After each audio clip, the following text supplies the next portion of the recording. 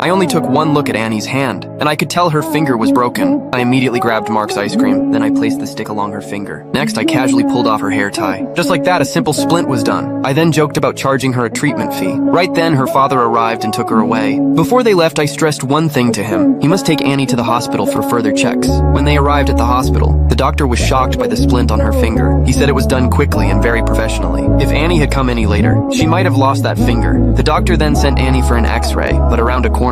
We ran into each other again. At that moment, her father wanted to thank me, but suddenly he started coughing violently. I immediately sensed something was wrong, so I placed my hand on his chest to check him, but that rude move was pushed away. He even said he was totally fine. Not long after that, he started struggling to breathe. At the same time, a major traffic accident happened on the highway. Suddenly, the hospital was flooded with injured patients. Seeing her father in pain made Annie panic. She tried to find a doctor to check on him, but all the doctors were busy with the ambulance patients. No one paid attention to her at all. Annie screamed in fear. The doctors paused for a moment when they heard it, but soon they went right back to work. After delivering water, I quietly watched everything unfold. Just then, a kind female doctor came over to ask what happened, but as she was about to examine her father, the attending doctor next door called her away for help. So she had no choice but to ask a colleague to take him for an x-ray. That was when I realized his condition was not simple. I decided to follow them, but inside the elevator he suddenly collapsed. The doctor and I rushed to pull him out, then we laid his body flat. As the doctor ran to get emergency equipment, I placed my hand on his chest. In an instant, a 3D image of his heart appeared in my mind. That was when I realized his heart had stopped.